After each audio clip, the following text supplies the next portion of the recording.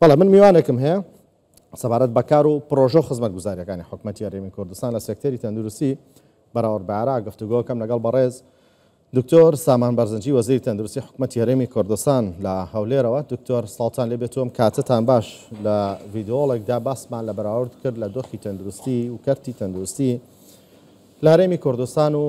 لە عێراق. هۆکار چییە؟ چۆن توانیومانە ئێمە سەرڕێ ئەو فشارانی کە حکوومەتی عێراق لە ڕووی داراییەوە لەسەر ئێمە دروستی کردووە، بەڵام کەرتی تەندروستی ئێمە باشتر بێت لە عێراق کە عێراق دەوڵەتە.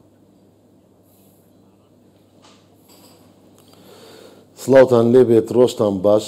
دەست خۆش راپۆرتێکی گرنگ بوو و هیوادارم دواتر وردەکاری ئەم راپۆرتەش زیاتر بخینە ڕوو لە بەرنامەیەکی تردا. بەڕاستی جیاوازیەکە زۆرە، جیاوازیەکە پەیوەندی بە زۆر لایەن هەیە، تەنها دەتوانم بڵێم تەنها کەرتی تەندروستی نییە، بەڵکو لە هەموو کەرتەکان حکوومەتی هەرێمی کوردستان لە ماوەی ساڵانی ڕابردوو پەرەپێدان و پێشەچوونێک یەکجار زۆر هەیە ئەگەر بەراوردی پرۆژەکان بکەیت. لە هەرێمی کوردستاندا پێشەم شتێکی لە کابینەی نوێمی حکوومەتی هەرێمی کوردستان بە سەرپەرشتی و چاودێری بەڕێز دەنابی سەرۆک حکوومەتی هەرێمی کوردستان کاک مەسرور بارزانی تەواو پەرۆشی بۆ کەرتی تەندروستی و گرنگی هەبووە و بەرنمەیەکی داڕێژراوەوە بۆ چاکسازیکردن لە سیستەمی تەندروستی، قۆناغەکانی چاکسازیکردن لەم سیستەمەدا چۆ بواری جێبەجێکردن. سەرڕای ئەوەی ئێمە بە چەندین قەیران دەناڵێنین لە هەر لە ساڵی 2014 نەبوونی بودجە، نەبوونی ئەو ئیمکانیەتەی بۆ پرۆژە استراتیجیەکان، هەروەها ئەو ئابلۆقەیەی کە بەغدا لەسەر هەرێمی کوردستانی داناوە، نەبوونی تەعینات، ئاوارە و پەناهەندەی زۆر، هەروەها بوونی ژمارەیەکی زۆری هاوڵاتیان دەرەوەی هەرێمی کوردستان بۆ ناو نەخۆشخانەکانی ئێمە. سەرڕای ئەوەش قەیرانی کۆرۆنا و قەیرانەکانی دیکە، بەڵام خۆراگری، ئیرادەی بەرز، چاودێریکردن و دەست خستنە سەر کورتیەکان یان کەم و کورتیەکانی ئەم سیستەما. من دەمێن نمونەیەکت پێ بڵێم، بەڕێزت ئیشارەت پێدا لە ژێرخانی پزیشکان. ئێمە لە دژوارترین کاتی قەیرانەکاندا سەرڕای نەبوونی ڕاتبوو موتە، بەڵام جەنابی سەرۆک حکوومەتی هەرێمی کوردستان تا دوهەمین دەرچوانی کۆلێژی پزیشکی دامەزراندنەوە، لە کاتێکدا ئێستا هەموو پزیشکان بە پسپۆڕیەوە، بە پزیشکانی نیشتەجێەوە، بە جۆرەکانی دیکەوە تا سەر سنوورەکان لە هەموو قەزا و ناحیە و گوندەکان بوونی هەیە. ئەمە ئەوە دەگەێنێت لە کاتێکدا لە عێراقدا تا ئێستا زیاتر لە 2 ساڵی دەرچواندا دامەزراندن نەبووە. ئەمە یەک دوو لە دژوارترین قەیراندا ئامێرە استراتیجیەکان، پرۆژە زۆر گرنگ و استراتیجیەکان لە بواری شێرپەنجە، لە بواری دیکەی ئامێری پزیشکی وەکو لەیزەری شێرپەنجە، هەروەها نەخۆشخانەکانی کۆرۆنا کە خۆتان دەزانن نزیکەی 12 نەخۆشخانەی گەورە دروست کراوە، چەند نەخۆشخانەیەکی گرنگیش لە ماوەیەکی کورددا تەواو بووە لە ڕۆژانی داهاتوو کە یەکێک لە نەخۆشخانە گرنگ و استراتیجیەکان لە کابینەی نوێم بەردناغێدانرا، ئێستا تەواو بۆ دەست بەکار بووە و پرۆژەی دیکەی ئایندە زۆر هەیە. ئەمە لایەنێک. لایەنێکی دیکە بەڕاستی بوونی ئەو چاکسازیانەیە لەو دۆسیانەی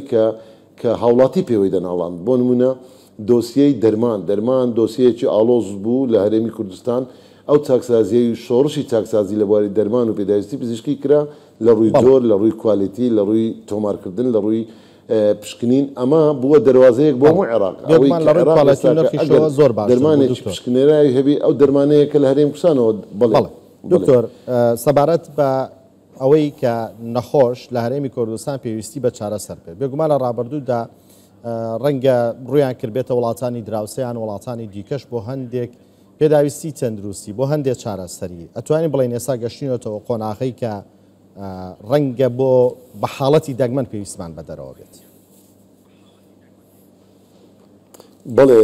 ئەم دیاردەیە یان بڵین متمانەی هاوڵاتیان زۆر بەهێزتر بووە، زۆر باشتر بووە. متمانەی هاوڵاتی بە داوم دەستگاکانی تەندروستی لە هەرێمی کوردستان هەم لە کەرتی گشتیم لە کەرتی تایبەت ئەوە دەسەلمێنێت کە ئێستا ئاراستەی هاتنی نەخۆش پێچەوانە بۆتەوە. من ناڵێم سفر بۆتەوە، لەبەرەوەی ئێستا هەندێک هاوڵاتی ڕوو لە دەرەوەی وڵات دەکات کە پێویست ناکات بەڕاستی، بەڵام هەر هەیە، ئەمە ئازادە لە هەموو دنیادا هەیە، بەڵام ئاراستە پێچەوانەکە زۆر زیاترە. من حەزم دەکرد خۆتان ڕێپۆرتاژێک لە ناو پزیشکان و نۆڕینگە و لە نەخۆشخانەکانمان تەماشا بکەن، چ ژمارەیەکی زۆر هاوڵاتیان ئەمە جگە لەوەی لە شارەکانی دیکەی عێراق ڕوو لە هەرێمی کوردستان دەکەن، بگرە لە وڵاتانی ئەوروپا، لە وڵاتانی دەوروبەرمان ڕوو لە هەرێمی کوردستان دەکەن بۆ وەرگرتنی چارەسەریەکان. ئەمە چەند هۆکارێکی هەیە. یەکەم شت بابەتی نەبوونی نۆرە، واتە نۆرەی درێژ نەماوە، تۆ دەتوانێت لە ماوەیەکی زۆر کورت و سنوورداردا نەشتەرگەریەکەت ئەنجام دەیت. دوو کوالیتی دەرمان بەرەو باشتر چۆ ئەمە بتمانە و سیقەی با وڵاتیان زیاتر کردووە پێشتر وڵاتی دەبایە لە دەرەوە دەرمان بکرێت بە خزمێک و کەسێکی بۆی بێنەوە سێمیشان بەڕاستی لە هەمووی گرنگتر ئەوەیە کە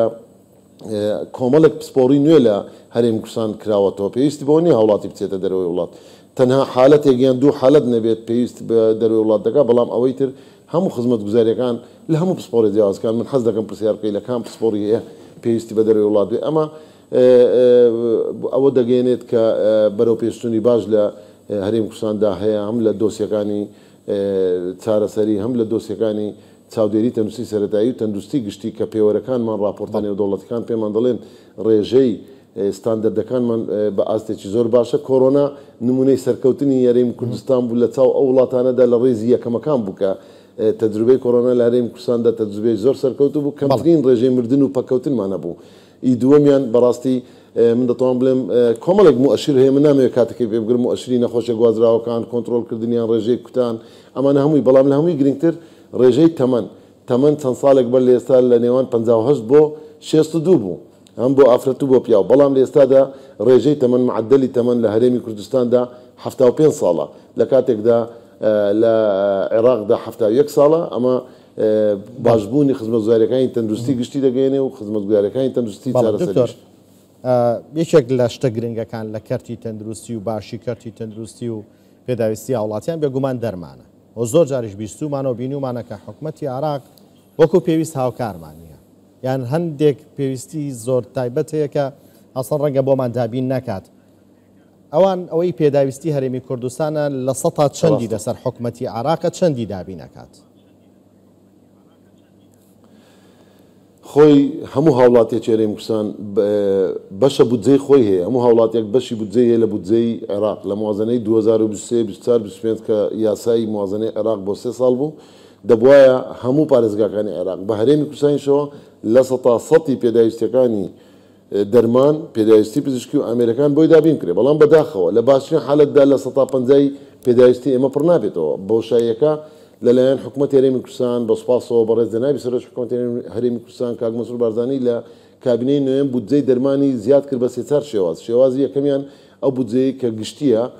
ماگانە بۆمانی زیاد کرد و چارەسەری ئەو کێشەی دەرمانی کرد بۆ هەموو بەڕێوەبرایەتە گشتەکان دوو بودجەی سەرەتانی یان بودجەی دابینکردنی دەرمانەکانی شێرپەنجە هەم بۆ سندوق پاڵپشتیەکە هەمیش بۆ بودجەی ئاسایی سنتەرەکانی شێرپەنجە سێ بودجەی سنتەرەکانی دڵ هەروە چەند بودجەیەکی فریاگوزاری ئەوەی کە لە کۆرۆنا ماگانە بودجەی پێویستی دابین دەکرد هەروە بەڕێزیان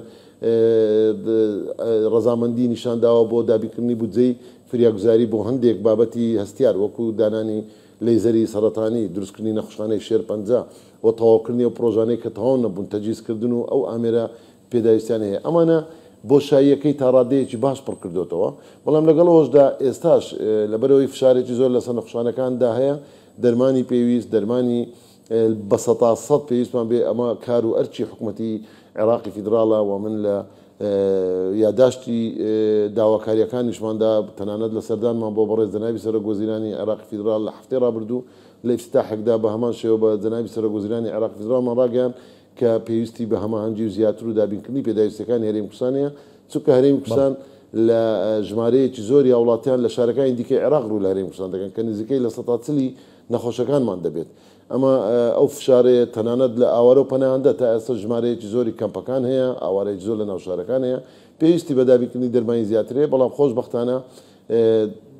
ئەو دەرمان و پێداویستی کە گرینگە بۆ ڕزگارکردنی ژیان بۆ فریاکەوتنەکان بۆ عینایە مڕەکەزە حکوومەتی هەرێمی کوردستان لە ڕێگای بودجەی وەزارەتی دارایی حکوومەتی هەرێمی کوردستانەوە دابین دەکرێت بەڵێ دکتۆر بامان بەم پرسیارە بە دەربێت لە بەراوردکردن لە نێوان هەرێمی کوردستان و عێراق من بیستومە و بینیویشمە بێگومان کە دۆخی کەرتی تەندروستی لە نەخۆشخانە حکومیەکان زۆر باشە دەوترێت هەندێک جار ئەو ئامێر و کەل و پەلە پێداویستیانی لە نەخۆشخانە حکومیەکان هەیە بە دەگمەن لە ناخۆشخانەی ئەهلی و تایبەت دەست دەکەوێت بەڵام هەندێک گرفت لە ماوەی نەشتەرگەری یان هەندێک قەرەباڵخی هەیە بێگومان ئەویشە گەڕێتەوە بۆ ئەوەی کە پارە نادەی یا ئەوەتا پارێکی زۆر ڕەمزیە دەی چی ئەکرێت بۆی بتوانن ئەم سەرانە کەمتر و خێراتر بن بڵێ تاوانمە دوو هۆکاری هەیە من دەمەوێت جەخت لەسەر ئەوە بکەمەوە کە قسەکەی بەڕێزت 100% تەواوە ئێستاش کۆمەڵێک خزمەتگوزاری لە کەرتی گشتی و حکومیدا هەیە ئەسڵەن لە کەرتی تایبەتدانە بۆ نمونە چارەسەری کیمیایی عیلاجی سەرەتانی بۆ نمونە چارەسەرەکانی غەسلی کلیە تا ئێستاش سنتەرەکانی سوتان تەواڕیەکان ئەمانە بەس لە کەرتی گشتی حکومیەکە ئەمە پەیوەندی بە ژیانەیە زۆر بابەتی دیکە هەیە بەڵام بەشێش دیکەش هەیە تا ئێستاش حکوومەت تێدا زاڵە لە خزمەتگوزاریەکە وەکو نەشتەرگەریەکانی کردنەوەی دڵە کۆمەڵێک لە نەشتەرگەریەکانی گشتیە ئافرەتان لە دایک بوونە جارێ تەندروستی سەرەتایی کە پێی دەڵێن پرایمەری هێڵتکێر ئەوەی ڕعای سەحی ئەوەلی چاودێری تەندروستی سەرەتایی وەکو کوتان و بەدخۆراکی و سەحی مەدرەسی ئەوەی لە بنکە تەندروستیەکان 100% لەسەر ئەرچی حکوومەتە ئەوەی هەیە لە کەرتی تایبەتدا هەندێک پێوەری تایبەتیان بۆ دانراوە بۆ نمونەندێک نەشتەرگەری گەورەی درێژ چەند کاتژمێرێکی دەوێت یان نەشتەرگەریە جوانکاریەکانە نەشتەرگەری منداڵبوونەکە بە ئارەزووی خۆی ئافرەت ڕوو لە نەخشانە ئەهلیەکان دەکە ئەمانە بۆیە من دەمەوێت پێت بڵێم لە بەدواداچوونی ساڵانەماندا ساڵی پار ڕێژەکان ئەوە بەداتا لە بەردەستە لە 1970 نەشتەرگەریەکانی لارێم کوسان دەکرێت لە کەرتی گشتی حکوومەتدا دەکرێت تەنانەت تەنها لە 27 نەشتەرگەریەکان لە کەرتی تایبەتدا دەکرێت واتە تا نەخۆشخانەیەکی ئەهلی نەشتەرگەریەک دەکا دە نەشتەرگەری لە حکومی دەکرێت بە 24 کاتژمێری شەو و ڕۆژ عوتڵە ئەمە بابەتێک بابەتی دووەم کە پرسیار بەڕێست کرد کە نۆرەکە درێژە نۆرەی درێژ بوون هۆکارەکەی ئەوەیە هەندێک زار ڕاستە فشارێکی زۆر لەسەر نۆڕینگەکانەیە نەخۆشخانەیەکی وەکو نەخشخانەی شار لە سلێمانی نەخشخانەی ئازادی لە دۆ ڕزگاری لە شاری هەولێر ڕۆژانە نزیکەی زیاتر لە 2000 مراجعەیە بۆ هەموو نۆڕینگەکان 2000 مراجع 2000 نەخۆش بەشێکی پێویستی بە داخلبوون و نەشتەرگەری هەیە هەندێک نەخۆشەیە دەڵێ ئیلا فلان دکتۆر دەبێت عملیاتەکەم بکە ئەم دکتۆرە ڕەنگە دکتۆرێکی بەناوبانگە و قائمەی عملیاتەکەی زۆر دوور دێژە چارەسەری ئەومان کردو تا ڕادەیەک ناهێڵی نەخۆشخانە گشتیەکان لە دوای دەوامدا بخرێت تەنها فریاکەوتە نەبێ بگرە ئەمانە تا شەویش بە سیستەمێکی نیمچە تایبەت واتە بە هەمان لە دوای داوامی خۆی ئەم پزیشکە بگەڕێتەوە لە دوای داوامی خۆی کارمەندەکان و هۆڵەکانی نەشتەرگەری بکرێتەوە بۆ خزمەتکردنی هاوڵاتی ئەمە بۆتە هۆکاریەوەی کە نەخۆشخانەکانی کردی تابەت نەتوانن نرخەکانیان زۆر زیاد بکەن لە بەرەوەی منافسەی حکومی تێدا هەیە بۆ منێک دەمێ منداڵبوونێک ئەگەر بە ملیۆنێک لە ئەهلی بکرێ بەڵام لە نەخۆشخانە لە دوای دەوام شەو بێت ئەوەی کۆڵتکەیز من باز دەکەم حالەتی باری سارد باری کتوپۆر هەموو شتێک بە خۆڕاییە سارکاتژمێرە لە تەواڕیەکانە ئەوەی تریان ڕەنگە بە پارەیەکی ڕەمزی لە نەخشخانەی حکومی بکرێ بۆیە ئەمانە هۆکاری ئەوەنە کە ئەوە یەک دوو زیادکردنی هۆڵەکانی نەشتەرگەری زیادکردنی نەخۆشخانە و چاودێری تر لە دەرەوەی شارەکان بۆی ئەو فشارە لەسەر نەخۆشخانەکان بکەم بێتەوە تا ڕادەیەکی باشیش ئێستا نۆرەکان زۆر نییە ڕەنگە لە چەند پسپۆریەکە بێت نۆرەی درێژکردن هێشتان مابێ بەڕێز دکتۆر سامان بەرزنجی وەزیری تەندروستی حکوومەتی هەرێمی کوردستان لە هەولێر و لەگەڵماندا بووی زۆر سپاس دکتۆر